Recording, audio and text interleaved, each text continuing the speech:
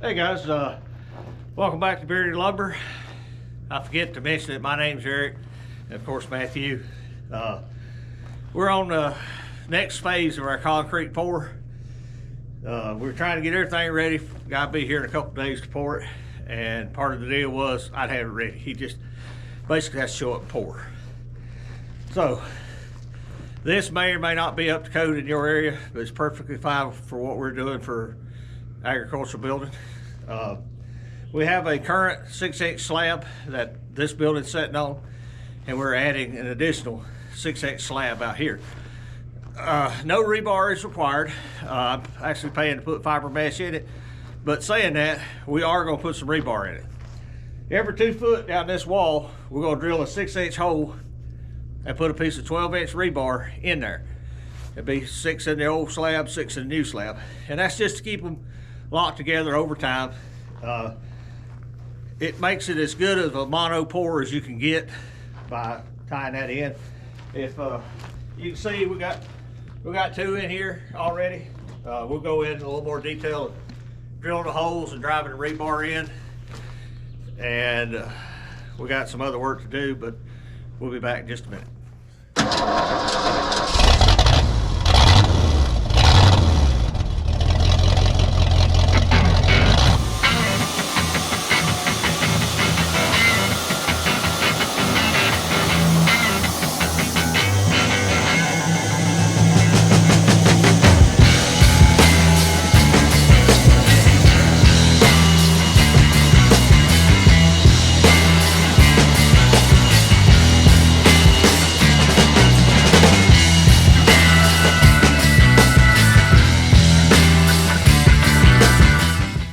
Okay guys, let's talk about drilling the holes in this rebar, or concrete. If you don't have a roto hammer, you're gonna have to buy, borrow, whatever to get one, because you're not gonna drill this concrete without one. We've actually got an old 726 Skil Roto Hammer, probably built in the 70s. But it still works. There's nothing wrong with it. We're not a heavy user. We only pull that thing out when it's absolutely necessary. I don't want to have to pull it out. Yeah, Matthew, you don't want to have to pull it out, but it still does the job. We got a 1/2-inch hammer drill bit on it, and we're going to show you drilling the hole and driving a piece of rebar in, and then we'll just get the rest of them done. So. Okay, Matthew's going to drill this hole. If you notice, it's got a nice blue knee pad. These rocks are rough on the old knees.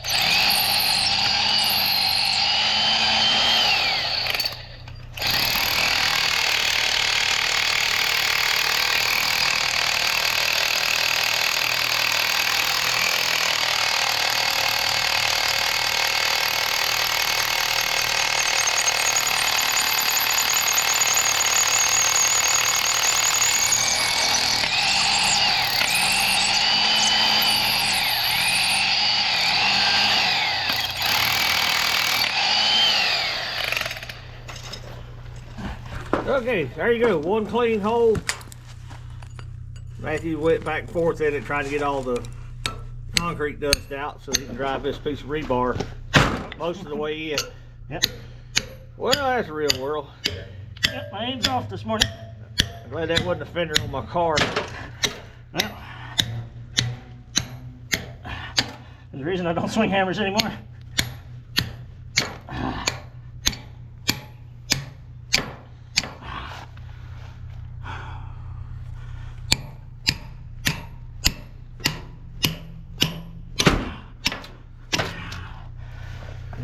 Can I do it?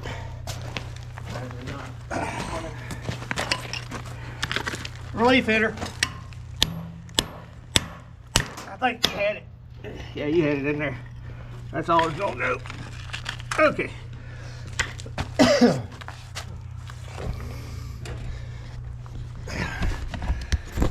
Pick the camera up. Okay. You can see how tight that was. Lord, the sun is horrible this morning. Guys, I apologize for the color and quality of this video. We're fighting wintertime sunshine. It's my driveway lays exactly East, west, east to west. Sun comes up in the morning, and then this time of year it's laying low in the sky. It's just horrible. But that's getting ready to change.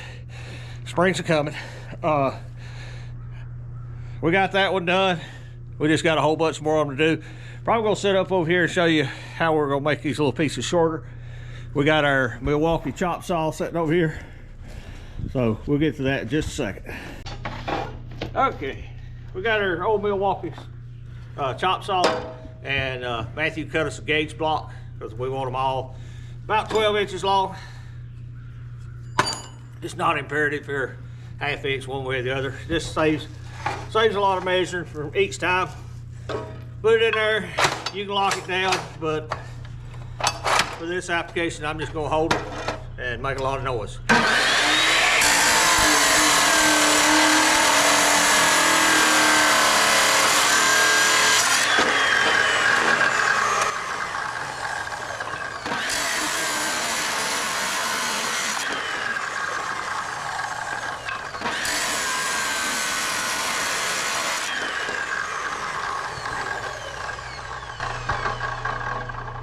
Okay, it's just that quick, just a lot more rinse and repeat. We're gonna get to it. When we get this done, we'll come back and do something a little more interesting.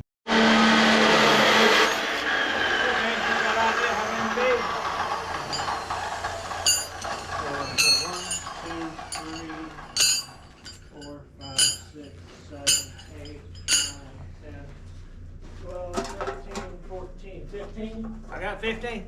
Good. And not for little boys. It's not for you. You don't need no muscle.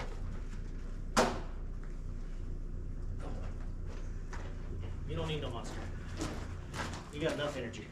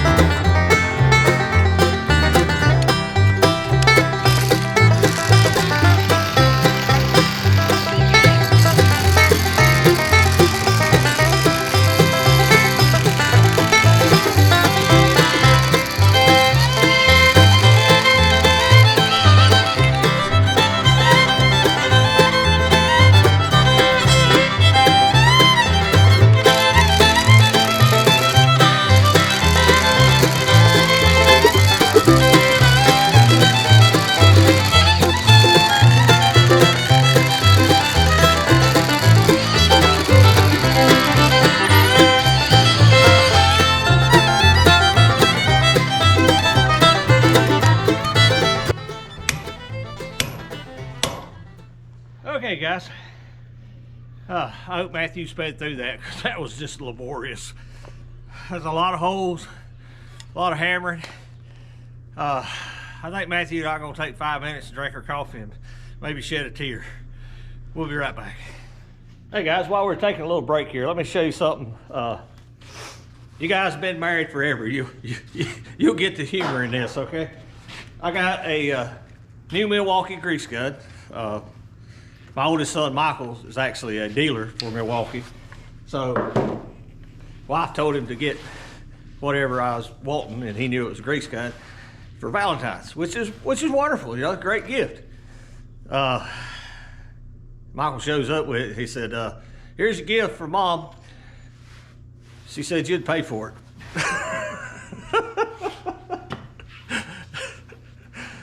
You old codgers like me, you'll see the humor in that. So I paid for my own Valentine's gift. Thanks, honey.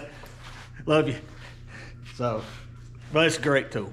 They said the cloth back. Yeah, this is okay, Milwaukee. We love you to death, but this is a cloth carrying case for a grease gun. I will never put it back in this case. We may repurpose this for something else. But anyway, I just thought you'd find that hilarious, guys. We're gonna finish our coffee and get back to work. Okay, guys, welcome back. We forgot to turn the camera on. We had a customer come by and get some wood. Had a tree man come by and drop off a load of logs. You see them right there. So, that being said, we got all the wall done, and I tied a 10-foot piece across the pieces going into the wall, and then we're pulling our laterals across. And we're doing that because the machine will come in here. We're still going to be able to pull our Wood-Mizer LT35 out, as well as the motor planer is going to sit right here. And if we off bear onto a pallet, it'll be sitting right there on that grid of steel. Is it truly necessary? Probably not. It's really belt and suspenders, but it's additional $300 or $400 into the cost of this job, and Matthew and I doing the labor, so it's not that much.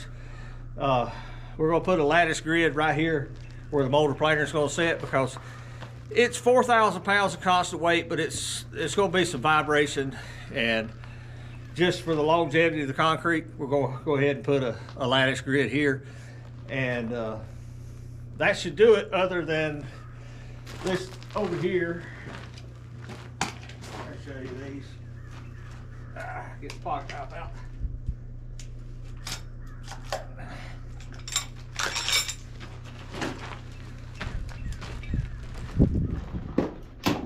We bought these 18-inch concrete stakes the other day.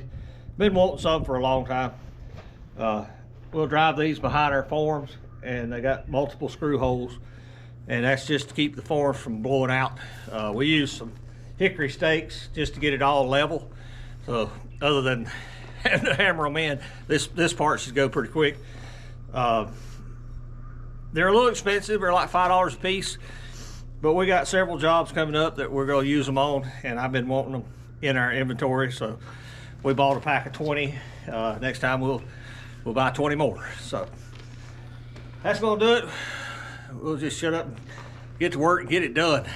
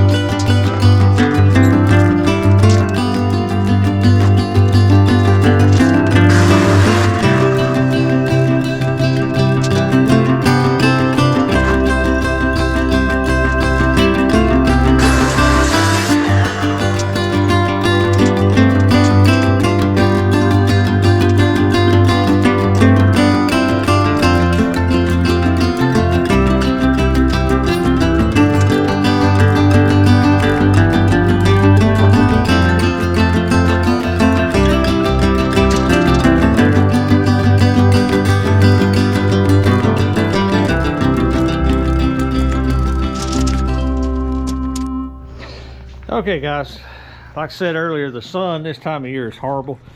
So we're gonna try to show you our grid pattern. This grid here is where the motor planer is gonna sit.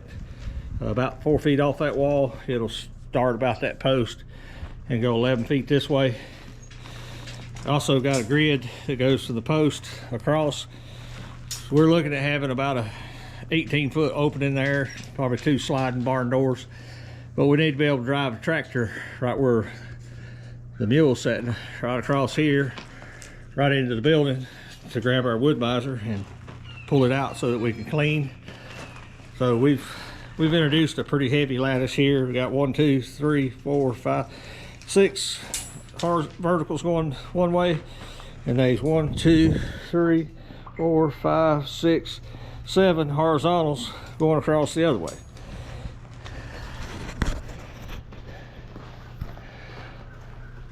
You don't even have to tell me it's overdone. I know we're putting big belts and big suspenders on this, but it feels appropriate for the amount of money this concrete's going to cost to buy the concrete and have a guy professionally put it down and smooth it. So it's all good. We just don't want to worry about it in the future. So that's going to do this part of it. Really, the only thing we got left to be ready to pour is put all these stakes that I showed you in around the footers and get them screwed in good and tight so the forms don't blow out. So we'll be back in just a little bit, wrap this up. Okay guys, that's going to do it for this project. We greatly appreciate you watching. Ain't too bad, we finished before lunch, but I'd rather saw wood than be down on my hands and knees wire tying and hammer drilling. We had got our stakes drove in. We're about 99% ready for the concrete guy. The only thing I'm gonna do is I ordered another triaxle load of crusher run gravel, and along this front side and probably over here I'll put a few scoops against our batter boards, especially this side because it's pretty deep right there. So we'll just put that in there as a buffer for when the forms are filling, because I want to backfill up against the batter boards once we tear them off anyway. So a little DIY concrete. It's about 15 yards. Matthew and I could probably pour it, but pouring it and finishing it and getting it level and doing quality work is a little different, a little more I want to tackle. We set aside the money to do this project, and we're just going to pay the guy to do it. So we'll probably come back when he pours and try to do a video on him pouring. This guy's, he don't do it for a living anymore. He used to do some big pours, you know, big warehouse type stuff. But he's a good buddy. He owns a sawmill. We talk all the time, so we appreciate him. We'll give him a shout out when he comes to do it. But I believe that's going to do it for today, guys. It's just hard work, just grunt work. It's dirty. Hands get dirty, you know. But we appreciate you watching our channel. If you would, like, subscribe, and share. And guys, we'll see you back at the mill. Thank you for watching. Here's a video selection and a playlist suggestion. Click here to subscribe for more great content. We'll see you at the mill.